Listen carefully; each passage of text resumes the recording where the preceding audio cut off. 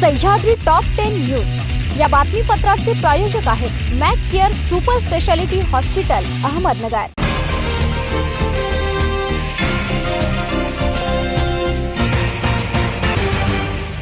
नमस्कार, मी साक्षी न्यूज 24 सह्याद्रीमध्ये तुमचं स्वागत। पाहूया अहिल्यानगर जिल्ह्यातील महत्त्वपूर्ण बातम्यांचा आढावा सह्याद्री टॉप 10 मध्ये। अवैध दारू विक्रेत्या बरोबर झालेल्या वादाचं पर्यावसन, एका 34 वर्षीय तरुणाचं अपहरण करून त्याची हत्या करण्यात झालं। एवढंच नाही तर हत्येनंतर त्या तरुणाचा मृतदेह पिंपळगाव खांड जलाशयात फेकण्याचा धक्कादायक प्रकार घडलाय। या प्रकरणी अकोले पोलीस ठाण्यात शुक्रवारी रात्री 4 जणांविरुद्ध गुन्हा दाखल करून त्यांना अटक करण्यात आलाय। गाळमुक्त धरण आणि अतिक्रमण मुक्त कालवा असं धोरण जलसंपदा विभागाने घेतलं असून राज्यातील उजनी, जायकवाडी आणि मुळा धरणातील गाळ काढण्याच्या प्रक्रियेला लवकरात लवकर सुरुवात होणार आहे। कालवा दुरुस्ती आणि आधुनिकीकरणाच्या कामामुळे पाणी गळती कमी होऊन कालव्याची पाणी वाहन क्षमता वाढून सिंचन क्षेत्राला मोठा लाभ होईल असा विश्वास जलसंपदा तथा पालकमंत्री राधाकृष्ण विखे पाटील यांनी व्यक्त केला। यंत्राच्या साहाय्याने नदीपात्रातून वाळू उपशाचा विषय चिंतेचा झाला असून यापुढे नदीपात्रातील वाळू उपशाकरिता जलसंपदा विभागाची परवानगी सक्तीची करणार असल्याची माहिती जलसंपदा मंत्री राधाकृष्ण विखे पाटील यांनी दिली आहे। भंडारा धरण समूहातील कालव्याच्या नूतनीकरणाचा शुभारंभ नामदार राधाकृष्ण विखे पाटील यांच्या उपस्थितीत करण्यात आला। माजी मंत्री अण्णासाहेब मस्के यांच्या अध्यक्षतेखाली झालेल्या कार्यक्रमास अधीक्षक अभियंता बाळासाहेब शेटे, कार्यकारी अभियंता स्वप्नील काळे, निळवंडे प्रकल्पाचे कार्यकारी अभियंता प्रवीण हापसे, प्रवरा बँकेचे अध्यक्ष डॉक्टर भास्करराव खर्डे, कोल्हार भगवतीपूर देवालय ट्रस्टचे अध्यक्ष सयाजी खर्डे, उपाध्यक्ष साहेबराव दळे, पांडुरंग खर्डे, चोपानराव शिरसाट, अण्णासाहेब कडू, पंढरीनाथ खर्डे, ज्ञानेश्वर खर्डे आदी उपस्थित होते। अकोले, संगमनेर आणि रावरी तालुक्यातील काही गावांना काल शनिवारी रात्री 10 वाजता भूकंपाचा सौम्य झटका जाणवला अशी माहिती स्थानिक नागरिकांकडून देण्यात आली आहे। प्रशासनाकडून मात्र याबाबत कोणती माहिती दिली गेली नसल्याने अधिकृत माहिती अद्याप समोर आली नाही। अकोला तालुक्यातील कळस, सुगाव, औरंगपूर या गावांमध्ये तसेच संगमनेर तालुक्यातील काही गावांमध्ये शनिवारी रात्री 10 वाजेच्या सुमारास भूकंपाचे सौम्य झटके जाणवल्याची माहिती नागरिकांकडून समजली आहे। भूकंपाचे अचानक सौम्य झटके जाणवल्याने काही काळ नागरिकांमध्ये भीतीचं, संभ्रमाचं वातावरण निर्माण झालं होतं, परंतु यामध्ये कोणतीही हानी झाल्याचं वृत्त नाही। दरम्यान याबाबत प्रशासनाकडूनच अधिकृत माहिती प्राप्त झाल्यानंतर दुजोरा मिळू शकतो। अहिल्यानगर जिल्हा मध्यवर्ती सहकारी बँकेच्या संचालक मंडळाच्या निवडणुकीसाठी प्रारूप मतदार यादी तयार करण्याचं काम अंतिम टप्प्यात आहे। गेल्या 8 ते 10 दिवसांपासून मतदार यादीची मान्यता आणि दुरुस्तीसाठी नगर ते नाशिक असा प्रवास सुरू होता। आता हे काम पूर्ण होत असून येत्या आठवड्यात प्रारूप मतदार यादी प्रसिद्ध होण्याची शक्यता सहकार विभागाच्या सूत्रांनी वर्तवली आहे। सह्याद्री टॉप 10 मध्ये घेऊया छोटीशी विश्रांती।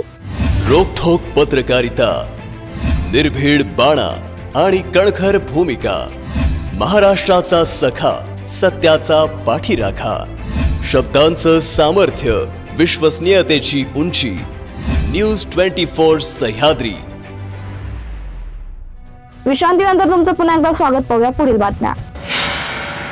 गुन्हेगार आणि आरोपींची अद्ययावत माहिती ठेवणाऱ्या CSIS पोर्टलवर श्रीगोंदा पोलिसांनी तब्बल 7,729 आरोपींची यशस्वी फिल्डिंग पूर्ण करत जिल्ह्यातील कायदा सुव्यवस्था अबाधित राखण्यासाठी उल्लेखनीय कामगिरी केली आहे। या धडक कामगिरीमुळे जिल्ह्यात सर्वाधिक आरोपींची नोंदणी करणारे श्रीगोंदा पोलीस स्टेशन प्रथम क्रमांकावर असल्याची माहिती पोलीस निरीक्षक संजय ठेंगे यांनी दिली आहे। रावरी नगर पाथर्डी विधानसभा मतदारसंघातील शेतकऱ्यांसाठी महत्त्वपूर्ण असलेल्या वांबुरी चारी टप्पा 2च्या कामाला आता वेग येणार असून या योजनेमुळे 12 गावातील 32 तलावांचा पाण्याचा प्रश्न मार्गी लागणार आहे। पांढरी पूल येथे वांबुरी चारीच्या कामाची पाहणी करून कामाचा प्रारंभ आमदार अक्षय कर्डिले यांच्या हस्ते करण्यात आला। मुळा धरणाची पाणी पातळी 80% पुढे गेली असून लवकरच वांबुरी चारीला मुळा धरणातून पाणी सोडण्याचे नियोजन करण्यात येणार आहे।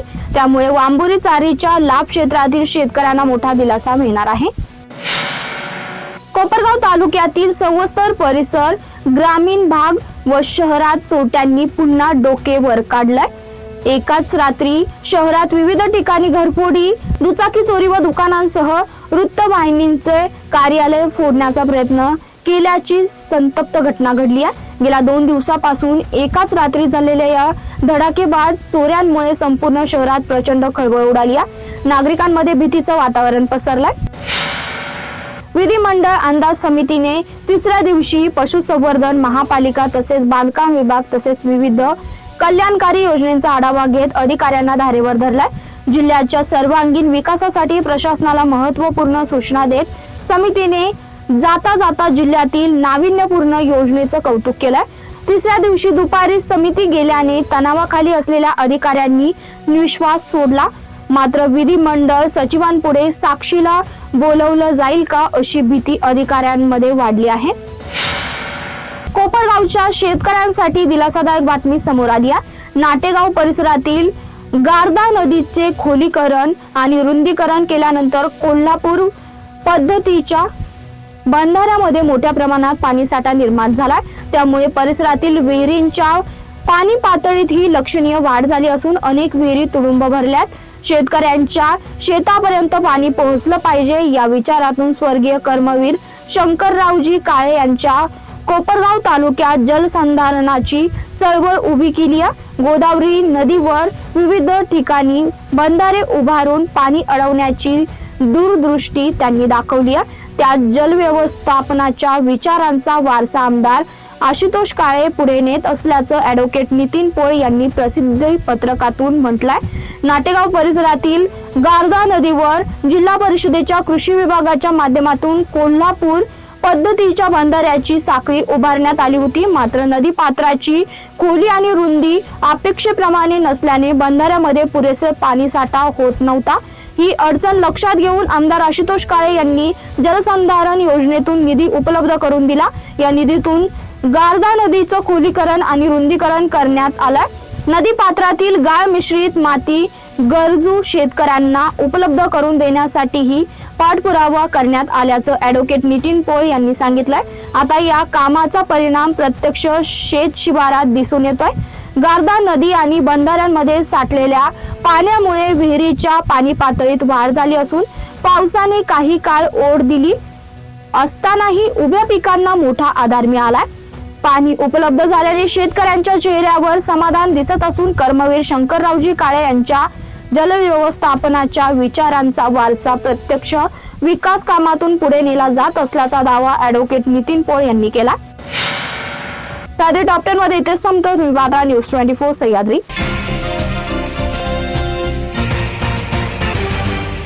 सह्याद्री टॉप 10 न्यूज या बातमीपत्राचे प्रायोजक होते Mac care super speciality hospital, Ahmednagar.